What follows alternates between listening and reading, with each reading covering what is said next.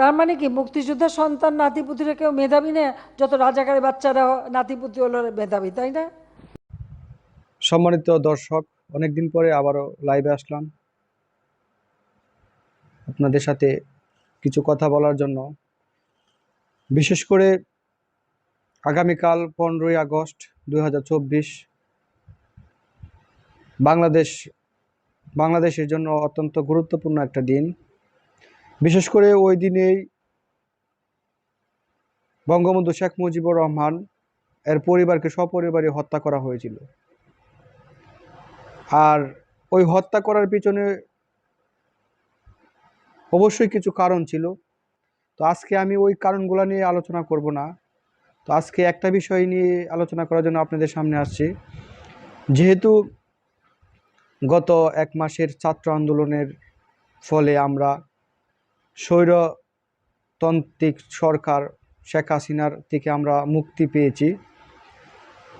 যদিও আমরা শেখ হাসিনা সরকারের থেকে মুক্ত হয়েছি, কিন্তু তারপরও শেখ হাসিনা সরকার এখনও কিন্তু আমাদের দেশের জন্য খুবই বিপজ্জনক। কেননা শেখ হাসিনা পলায়ন করার পরও এখনও আমাদের দেশ নিয়ে বিভিন্নভাবে চক্রান্ত করতেছে। আগামীকাল 15ই আগস্ট উপলক্ষে শেখ হাসিনা তাদের নেতাকর্মীকে বিশেষ বার্তা দিয়েছেন। কি সেই বার্তা? আপনাদেরকে সামনে যদি আমি বার্তাটা একটু পড়ে শোনাই, তাহলে আপনারা জিনিসটা বুঝতে পারবেন। শেখ হাসিনা যদিও আমাদের দেশ ছেড়ে পলায়ন করেছে জনগণের চাপে, কিন্তু তিনি এখনো তার ষড়যন্ত্র অব্যাহত রেখেছে। তিনি চিঠিতে লিখেছেন, আমি পদত্যাগ করেছি শুধুমাত্র লাশের মিছিল যেন আর না দেখতে হয়। অর্থাৎ শেখ হাসিনা বলতেছেন তিনি পদত্যাগ করেছেন যাতে লাশের মিছিল আর না দেখতে হয়। আসলে কথাটা সত্য নয়। ওই খুনি হাসিনার আমলে বিগত 15টি বছর সাধারণ মানুষের কথা বলার স্বাধীনতা থেকে শুরু করে সর্বক্ষেত্রে তিনি তার মানুষের স্বাধীনতা হরণ করেছেন। তোমাদের ছাত্রদের লাশের উপর দিয়ে ক্ষমতায় যেতে চেয়েছিল ওরা, আমি তা হতে দেইনি। ক্ষমতা দিয়ে এসেছি, ক্ষমতায় আমি থাকতে পারতাম যদি সেন্ট মার্টিন দ্বীপ আর বঙ্গোপসাগর আমেরিকার হাতে ছেড়ে দিতাম। অনুরোধ রইল, তোমরা ব্যবহৃত হও না। আমি বলে এসেছি আমার সোনার সন্তানদের যারা লাশ করে ঘরে ফিরিয়েছে তাদের যেন বিচার করা হয়। দেখেন, খুব হাস্যকর বিষয়। খুনি হাসিনা নিজেই অসংখ্য মানুষ খুন করেছে, আর উনি বলতেছেন উনি ক্ষমতায় থাকতে পারতেন যদি সেন্ট মার্টিন আর বঙ্গোপসাগর আমেরিকার হাতে দিয়ে দিতেন। আসলে কতটুকু খারাপ হলে একটা মানুষ এসব কথা বলতে পারে? শেখ হাসিনা নিজেই আমাদের এই দেশ ভারতের কাছে বিক্রি করে দিয়েছেন বিভিন্নভাবে। আমাদের দেশের প্রত্যেকটা সেক্টরে ভারতীয় বাহিনী, ভারতীয় লোক সংখ্যা দিয়ে পরিপূর্ণ করে রেখেছেন, অথচ আমাদের দেশের হাজার হাজার সাধারণ মানুষ বেকার অবস্থায় আছে, সেটার খোঁজ খবর নেই। অথচ তিনি বলতেছেন কি? যাই হোক, আমি আরেকটু পড়ি, তারপরে একটু আলোচনা করব। হয়তো আজ আমি দেশে থাকলে আরো প্রাণ জড়ত, আরো সম্পদ ধ্বংস হতো। আমি নিজেকে সরিয়ে নিয়েছি, তোমাদের জয় দিয়ে এসেছি। তোমরা ছিলে আমার শক্তি, তোমরা আমাকে ছাউনি, আমি নিজে তখন চলে এসেছি, পদত্যাগ করেছি। কতটুকু মিথ্যাবাদী দেখেন। সে বলতেছে আরো ধ্বংস হতো। কি ধ্বংস করে নাই? বিগত 35 থেকে 40 দিনের আন্দোলন সংগ্রামে অসংখ্য অগণিত তাজা ছাত্র ভাইয়ের প্রাণ কেড়ে নিয়েছেন শেখ হাসিনা সরকার পুলিশ বাহিনীর মাধ্যমে। আর উনি বলতেছেন উনি ক্ষমতা চান না। আমার কর্মী যারা আছেন কেউ মনোবল হারাবেন না। নিজে দেশ ছেড়ে পলায়ন করলো জনগণের ভয়ে, আর কর্মীদেরকে বলতেছে মনোবল হারাবেন না। আসলে হাস্যকর বিষয়। আওয়ামী লীগ বারবার উঠে দাঁড়িয়েছে, আপনারাই দাঁড় করিয়েছেন, আশাহত হবেন না, আমি শীঘ্রই ফিরব। দেখেন কতটুকু নির্লজ্জ হলে এই কথাগুলা বলতে পারে। যে মানুষের ভয়ে দেশ ছেড়ে চলে গেছে, সে আবার বলতেছে আবার দেশে আসবে। তার আগে তো আরো গণ উদ্বোধন হয়েছিল যেমন মনে করেন জেনারেল এরশাদ, তিনি কিন্তু দেশ ছেড়ে পালাই নাই, তিনি জেলে ছিলেন, 14 বছর জেল কেটেছিলেন। আমাদের আরেকজন প্রধানমন্ত্রী খালেদা জিয়া, উনিও কিন্তু দেশ ছেড়ে পালায়নি, দেশেই ছিল, হয়তো গৃহবন্দী অবস্থায় ছিল।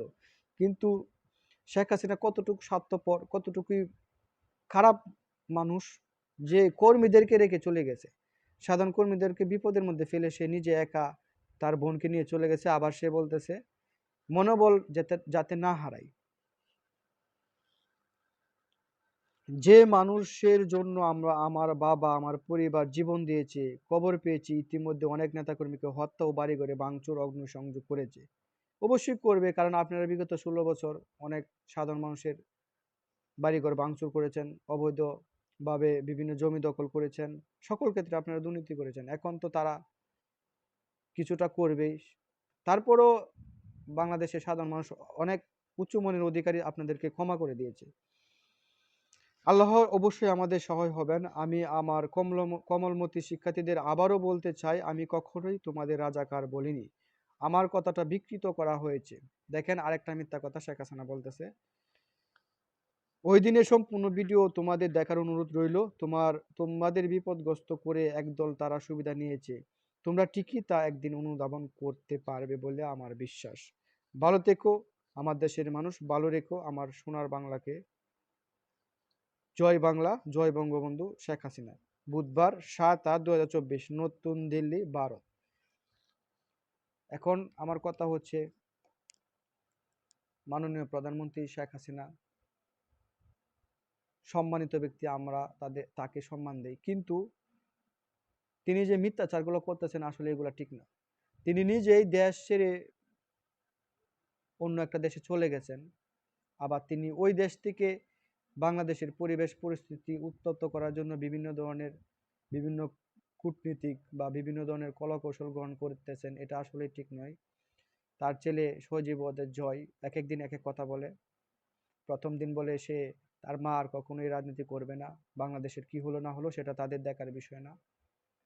আবার দ্বিতীয় দিনে এসে বলে তার মা আবার দেশে ফিরবে। মানে এক এক দিন এক এক কথা। তো তাদের এখন আসলে ক্ষমতায় ছিল এতদিন, ক্ষমতার স্বাদ বড়ই অন্যরকম একটা স্বাদ। ক্ষমতা হারালে ওই মানুষগুলা পাগল হয়ে যায়, সেটারই প্রমাণ শেখ হাসিনা তার এবং তার ছেলে সজীব ওয়াজেদ জয় বারবার দিতেছে। তারপরও আমরা দেশের সাধারণ মানুষ হিসাবে চাবো আগামীকাল 15ই আগস্ট 2024 কোনো ধরনের প্রাণ যাতে আর না ঝরে, সবাই ভালো থাকতে পারে, সুখে থাকতে পারে, এই কামনাই করি। আর দেশের জনগণের উদ্দেশ্য একটা কথাই বলতে চাই, স্বৈরতান্ত্রিক সরকার, ফ্যাসিস্ট সরকার শেখ হাসিনার এই দেশ থেকে চোরের মতো পালিয়ে গেছে। সুতরাং তাদের যে দোসরগুলো আছে তাদেরও অতি দ্রুত বিচারের আওতায় এনে শাস্তির ব্যবস্থা করা হোক, এবং দেশে যাতে কোনো ধরনের বিশৃঙ্খলা সৃষ্টি করতে না পারে সেই দিকে আমাদের সকলকে লক্ষ্য রাখতে হবে। আর আমরা সকলেই সাংগঠনিকভাবে এক হয়ে যাব। সকল মানুষের ভেদাভেদ বলে আমরা একে অপরের সাথে মিলেমিশে দেশটাকে পরিচালনা করব, যাতে আগামীতে আর কখনোই ওই শেখ হাসিনার মতো কোনো স্বৈরতান্ত্রিক সরকার গঠিত না হয়। তো অনেক কথা বললাম আজকের মতো আপনাদের কাছ থেকে বিদায় নিতেছি। সবাই ভালো থাকবেন। আসসালামু আলাইকুম ওয়া রাহমাতুল্লাহি ওয়া বারাকাতুহু।